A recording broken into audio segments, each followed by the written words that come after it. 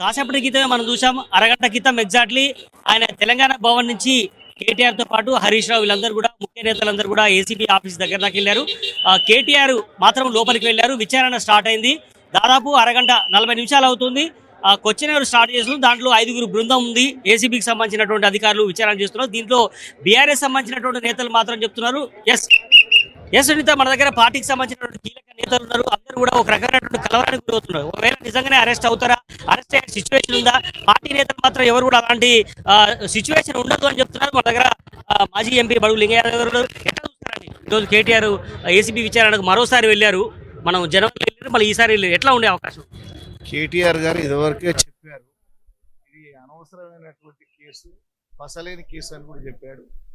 ఏది ఏమైనా కేసీఆర్ను అవమానాల పాలు చేయాలా, బీఆర్ఎస్ పార్టీని అప్రదిష్ట పాలు చేయాలనేటువంటి తప్పుడు ఆలోచనలే తప్ప ఈ కేసులో ఏం పసలేదు.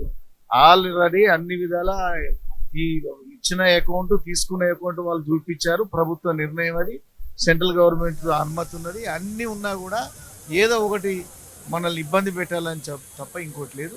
ఇవాళ ఏసీబీ ఆఫీస్ దగ్గరికి రమ్మంటే వచ్చిండు, ఎన్నిసార్లు అయినా వస్తా అని చెప్పిండు కేటీఆర్. కానీ అక్కడ పోలీసుల దౌర్జన్యం చేయటం, అరాచ్మెంట్ చేయటం, బీఆర్ఎస్ కార్యకర్తల మీద నిలబడ్డ వాళ్ళు లాఠీచార్జ్ చేయటం ఇది మంచి పద్ధతి కాదు. ఇది కావాలని చేస్తున్నది ప్రజలందరూ తెలిసిపోయింది.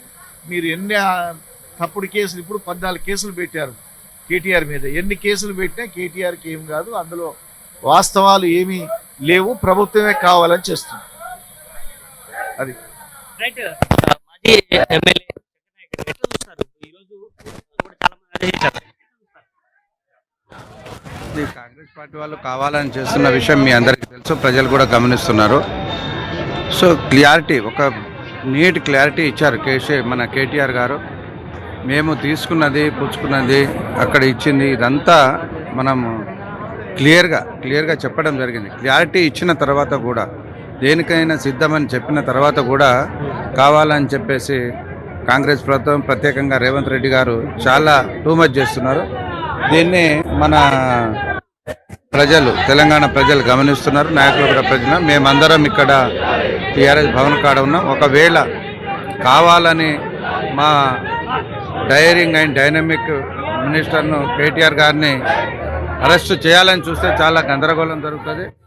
చాలా ఆయనకు తెలుసు మేమేం చేస్తామనేది. సో మాకు ఉద్యమాలు కొత్త కాదు, కొట్లాట కొత్త కాదు.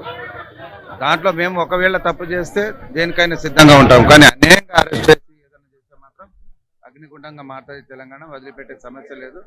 కాంగ్రెస్ వాళ్ళని బయట తిరగనివ్వం. మొన్న కాళేశ్వర కమిషన్కు కేసీఆర్ వచ్చారు, హరీష్ రావు వచ్చారు. ఈరోజు గతంలో ఈడీకి అటెండ్ అయ్యాడు. ఈరోజు మళ్ళీ ఏసీబీకి విచారణ అవుతున్న నేపథ్యంలో పార్టీలో ఎట్లాంటి సమాయత్తం అవుతున్నారు? పార్టీలో ఒకవేళ అరెస్ట్ లాంటి నిర్ణయం జరిగితే పార్టీ ఎట్లాంటి నిర్ణయాలు తీసుకునే అవకాశం? తప్పకుండా సీరియస్గానే ఉంటుందండి. ఎందుకంటే పదే చెప్తున్నారు కేటీఆర్ గారు, మేము తప్పు చేయలేదు, ఎన్నిసార్లు మాకు గౌరవం ఉంది, అధికారులు ఎన్నిసార్లు పిలిచినా మేము వస్తాము, మేము ఆన్సర్ ఇస్తాము. కానీ అనవసరంగా కావాలని చెప్పేసి బట్టగాల్చి ముందుకుంటాం, కోడిగుడ్డు మీద ఇంటికి పీకే ప్రయత్నం చేస్తున్నారు. ఇది మానుకోండి. ప్రజల సమస్యల మీద పోరాటం లేదు. పొద్దున లేస్తే కేసీఆర్ మీద, హరీష్ రావు గారి మీద, కేటీఆర్ మీద, ఇది మంచి పద్ధతి కాదు. ఇవాళ ఒకవేళ మా daring and dynamic future of Telangana KTR గారిని అరెస్ట్ చేస్తే మాత్రం చాలా గందరగోళం సృష్టిస్తాం. వదిలిపెట్టే సమస్య లేదు. కాంగ్రెస్ వెంట పడతామని చెప్పేసి నేను హెచ్చరిస్తున్నాను. తెలంగాణ ప్రజల పక్షాన నిత్యం వాళ్ళు ఇచ్చిన హామీల మీద పోరాటం చేస్తుంటే బీఆర్ఎస్ పార్టీ నోరు ఏ రకంగా కంట్రోల్ చేయాలనే పద్ధతిలో ఇవాళ కక్షారం కోసం కేటీఆర్ గారి మీద మరి కేసులు కట్టించి ఏదో భయభ్రాంతులకు గురి చేయాలని ప్రయత్నం చేస్తారు. ప్రజల్లో కానీ బీఆర్ఎస్ పార్టీ శ్రేణులు కానీ ఎవరు కూడా భయపడే ప్రసక్తి లేదు, కేసులో భయపడే పరిస్థితి లేదు. ప్రజాక్షేత్రంకి వెళ్తాం, న్యాయపరంగా పోరాటం చేస్తాం. ఇలా స్థానిక ఎలక్షన్లు వస్తున్నాయన్న ఆలోచనతో స్థానిక ఎలక్షన్ పెట్టుకోవడం కోసం, స్థానిక ఎలక్షన్లో ప్రజల్లో వ్యతిరేకత స్థానిక ఎలక్షన్ ఏమాత్రమైనా కేటీఆర్ గారు లేకపోతే కేసీఆర్ను బీఆర్ఎస్ పార్టీ శ్రేణుల్లో ఈ రకమైన కేసులు పెట్టి కంట్రోల్ చేయాలని ప్రయత్నం, స్థానిక ఎలక్షన్ గెలుచుకోవాలనే ప్రయత్నం కోసం ఈ ప్రయత్నం చేస్తూ తప్పితే వాళ్ళు వేరే కోణంలో కాదని స్పష్టంగా కనబడుతుంది. అనవసరంగా అబద్ధపు ఆలోచనలతోటి, అసత్య ఆరోపణలతోటి అరెస్టు చేస్తారు. అదే విధంగా విచారణకు పిలుస్తూ ఉన్నారన్నప్పుడు మా పార్టీలో ఆందోళన కంపల్సరీ ఉంటుంది.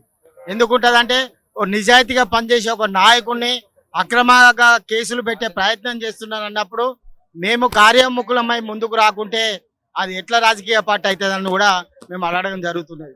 అందుకోసమనే మాకు ఒకటే ఉన్నది సింపుల్ గా, మీ 12% కమిషన్, మీ 420 హామీలు, 6 గ్యారంటీలు ఇవి తప్పించుకోవడానికి, అదేవిధంగా స్థానిక సంస్థల యొక్క ఎన్నికలు గెలవడానికి మా నాయకులను అరెస్ట్ చేస్తే కాదు, అది బూమ్రంగై మీరు చిత్తుగా ఓడిపోతారు. ఖచ్చితంగా రాష్ట్రంలో ప్రతి సామాన్యునికి తెలిసిపోయింది మీ 12% కమిషన్, మీరు ఇందిరమ్మ ఇండ్లు ఇవ్వలేరు, యువతకు లోన్లు ఇవ్వలేరు, అదేవిధంగా చాలా అగ్రభాగాన నిలబడి ఉన్నది. ఇవాళ కేటీఆర్ గారిని కనుక ముట్టుకుంటే మీరు చూసుకోండి, మీకు వచ్చే 5-10 సీట్లు కూడా చిత్తుగా ఓడిపోతారు. స్థానిక సంస్థలు ఇప్పటికే 80% స్వీప్ లో ఉన్నాము. ఇప్పుడు కనుక ఆయనను ముట్టుకుంటే 100% బీఆర్ఎస్ పార్టీ జెండా ఎగరేస్తాము స్థానిక సంస్థలలో. కానీ ఎప్పుడైనా ఆయన ఒక నిజాయితీ విజయం సాధిస్తుంది. ఆయన నిబద్ధత గల నాయకుడు. అటువంటి నాయకుడు నువ్వు ముట్టుకున్నప్పుడు నీకు భస్మాసురాస్తం ఇది. ఖచ్చితంగా కాంగ్రెస్ పార్టీ ఇవాళ భస్మాసురాస్తంగా కాబోతుంది నీ నాయకత్వాన. మొత్తానికి ఒకవేళ అరెస్ట్ కనుక జరిగితే రాష్ట్రం అగ్నిగుండంగా మారుతుందని కూడా మనం ఇంతకుముందు మాట్లాడినటువంటి నాయకులు కూడా చెప్తున్నారు. మాజీ ఎమ్మెల్యే, అదేవిధంగా మిగతా ఎమ్మెల్యేలు కూడా చెప్పడం జరుగుతుంది. ఎట్టి పరిస్థితుల్లో ఊరుకునేది లేదు. బీఆర్ఎస్ పార్టీ నేతలు ఎవరు తప్పు చేయలేదు.